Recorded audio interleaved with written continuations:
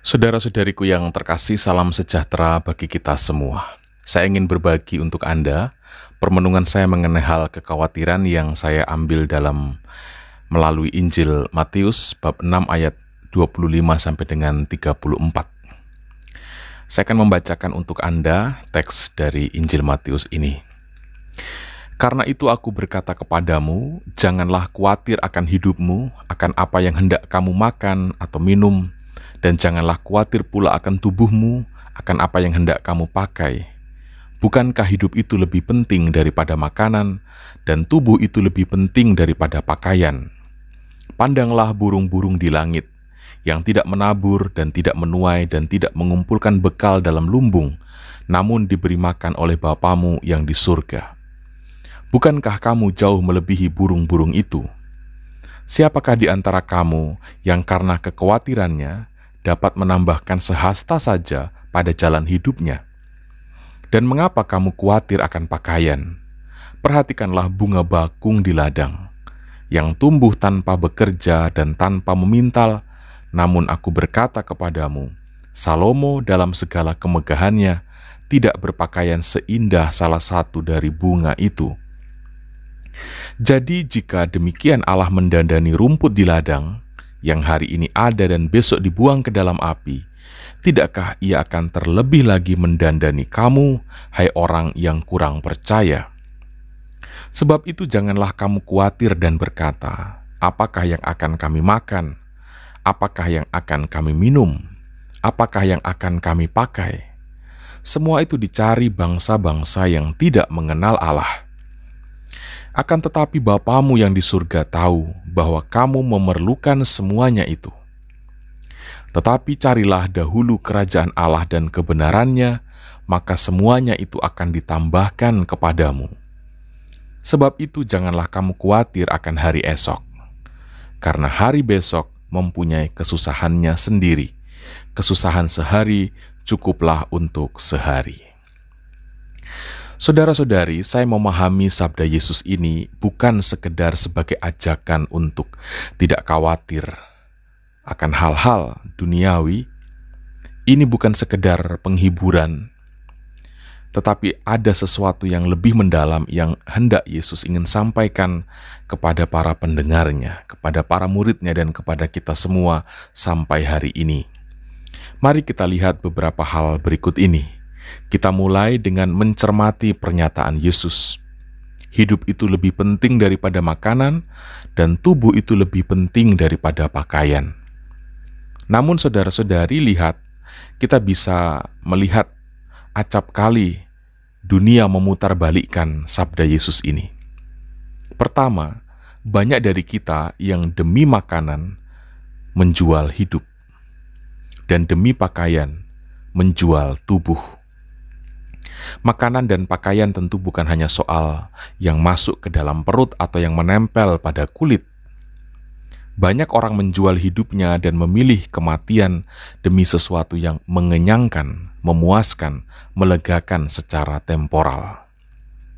Banyak orang yang menjual tubuhnya, menjual harga dirinya, demi sesuatu yang mempesona, seperti jabatan atau pelbagai materi yang lain.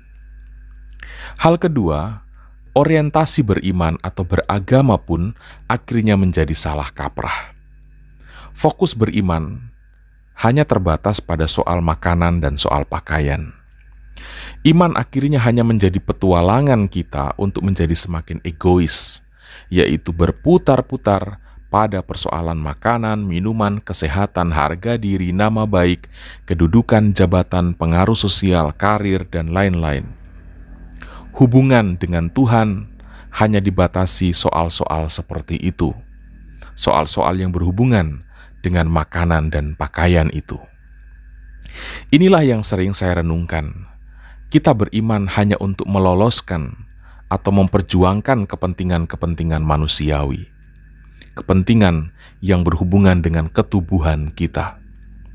Misalnya, kita beriman demi kesehatan, kita beriman demi karir cepat naik, supaya terjamin makanan dan minuman, agar relasi yang kita harapkan tercipta, dan lain sebagainya.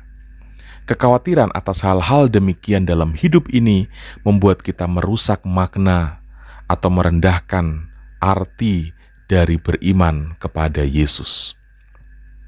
Saudara-saudari, Yesus menyatakan, "Lihatlah ke sekitaran. Allah mendandani bunga bakung. Allah memperhatikan kelangsungan burung-burung. Mereka yang tidak pernah berdoa, bahkan mereka tidak mengenal beriman. Toh demikian, Allah memperhatikan mereka secara sedemikian unik dan luar biasa. Ternyata tanpa iman pun mereka tetap bisa hidup."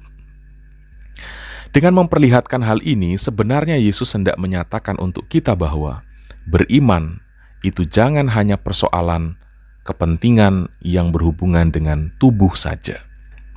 Jangan hanya soal untuk mempertahankan keberlangsungan hidup.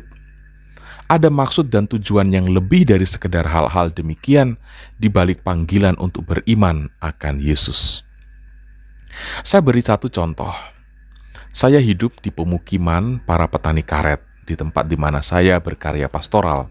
Saya mengamati harga dan produktivitas getah karet seorang petani karet yang Katolik dan yang non-Katolik ternyata sama saja.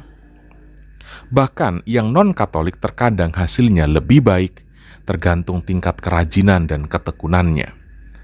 Harga dan pertumbuhan pohon karet masing-masing pemilik, entah Katolik atau non-Katolik, tidak dipengaruhi oleh tingkat doa, kerajinan dalam beribadat, tidak dipengaruhi oleh agama atau oleh hal beriman. Contoh paling dekat lagi adalah diri saya sendiri. Beberapa bulan lalu saya menanam padi ladang di belakang pastoran tempat di mana saya tinggal. Saya seorang pastor yang setiap hari misa, setiap hari berdoa. Tetapi hasil panen padi saya tidak sebaik atau kalah dengan hasil panen padi ladang seorang Katolik yang malas ke gereja. Lalu bagaimana hal ini bisa dijelaskan? Rupanya betapa ruginya kita jika kita membatasi hubungan dengan Tuhan hanya untuk hal-hal serupa itu. Sebab walau tak beriman, walau tak berdoa pun, Tuhan akan tetap menganugerahi musim yang sama dan panen yang sama untuk kita. Yesus berkata, "Bapamu yang di surga itu tahu bahwa kamu membutuhkan semua itu." Beriman bukan dimaksudkan agar Allah lebih memihak kita dibanding dengan yang lain. Beriman bukan dimaksudkan agar hidup kita lebih mudah dan lebih nyaman dibandingkan dengan orang lain. Beriman bukan dimaksudkan agar Allah lebih menambah rejeki pada kita dibanding kepada orang lain. Bukan demikian. Kalau untuk sekedar hal-hal demikian, rasa-rasanya kita tidak butuh beragama, kita tidak butuh Yesus Kristus, kita tidak butuh beriman akan Allah. Cukup bangun lebih pagi, kerja yang rajin, tidur cukup, dan lain sebagainya, maka hidup ini akan baik-baik saja. Kalau sekedar untuk bertahan hidup bisa makan dan bisa tidur, tak perlu beragama pun, kita bisa tetap bertahan. Jika motivasi beriman atau beragama hanya untuk urusan-urusan demikian itu, maka sebenarnya kita sedang buang-buang waktu. Maka kita akan tiba pada titik lelah, bosan, dan akhirnya mundur dalam beriman. Saudara-saudari, itulah mengapa Yesus menegaskan sesuatu yang lain, mengajak para muridnya, mengajak kita semua hari ini untuk mengarahkan fokus pada hal yang lebih substansial, pada hal yang lebih mendasar. Dia bersabda, "Carilah dahulu kerajaan Allah dan kebenarannya, maka semuanya itu akan ditambahkan kepadamu." Beriman adalah petualangan relasi kita dengan Allah, untuk mencari tahu apa yang menjadi kehendak Allah. Allah tidak akan tinggal diam dengan seseorang yang hidupnya diisi dengan perjuangan untuk melakukan apa yang menjadi kehendaknya. Sekali lagi, Allah tidak akan tinggal diam dengan seseorang yang hidupnya diisi dengan perjuangan untuk melakukan apa yang menjadi kehendaknya.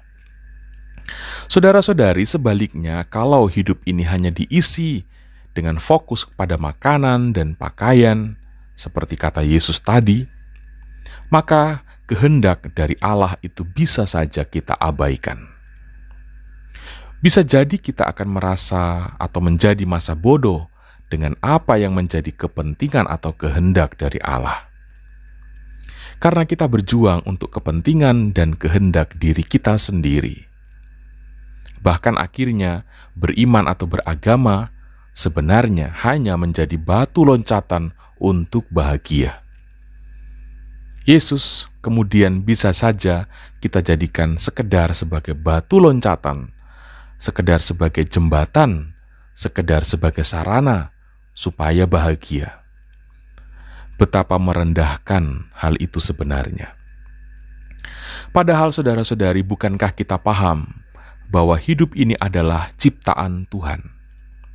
Dan karenanya, Dia memiliki maksud dan tujuan atas ciptaan itu. Kalau Allah tidak memiliki maksud dan kehendak pada kita, Dia tidak mungkin akan membuat kita ada dan hidup sekarang. Artinya, keberadaan dan hidup ini sebenarnya adalah proyek dari Allah dan bukan proyek diri kita. Kita tidak menghadirkan diri kita sendiri ke dunia ini. Allah lah yang menghadirkan kita. Karena itu jangan panik dengan keberlangsungan hidup kita ini. Jangan membatasi hidup beriman pada hal-hal yang entah kita doakan atau tidak doakan, toh tetap Tuhan akan berikan. Semestinya kita beriman atau kita berelasi dengan Allah untuk mencari tahu secara terus-menerus dan berkelanjutan apa kehendak Tuhan atau apa kehendak Allah pada diriku yang harus aku aktualisasikan. Supaya ketika nanti aku kembali kepadanya, aku bisa mengatakan, sudah selesai. Misi terlaksana. Dan untuk mencari tahu apa kehendak Allah, tentu saja jawaban itu terletak kepada Yesus Kristus, tidak pada yang lain. Dengan mendengarkan Yesus Kristus, dengan meneladani pola dari hidup Yesus Kristus, kita sedang menjalankan kehendak Allah. Karena itu saudara-saudariku yang terkasih, mari kita jangan kalah dengan burung-burung, kita jangan kalah dengan rumput-rumput, kita jangan kalah dengan bunga-bunga bakung. Mari kita isi hidup ini dengan beriman, dengan berelasi dengan Tuhan, yakni untuk mencari tahu apa yang menjadi kehendak-Nya. Kita persembahkan hidup kita untuk menciptakan budaya surga di atas muka bumi. Percayalah, jika Allah saja memperhatikan burung-burung, memperhatikan rumput dan bunga bakung, apalagi kita, tentu akan lebih diperhatikannya. Karena itu jangan sibuk pada hal-hal yang pasti akan diberikan Tuhan. Mari kita sibuk pada hal-hal yang sering diabaikan oleh banyak manusia, yaitu memperjuangkan kepentingan atau kehendak Allah.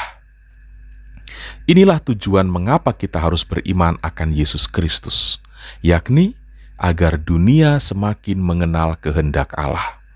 Sekali lagi, tujuan kita beriman kepada Yesus adalah agar dunia semakin mengenali kehendak Allah. Sehingga budaya surga semakin dapat dihadirkan di atas muka bumi. Saudara-saudari, demikian sedikit permenungan saya menyangkut hal kekhawatiran yang saya ambil dari Injil Matius pasal 6 ayat 25 sampai dengan 34. Semoga permenungan ini menambah khasanah dalam beriman pada Yesus Kristus. Tuhan Yesus memberkati kita semua.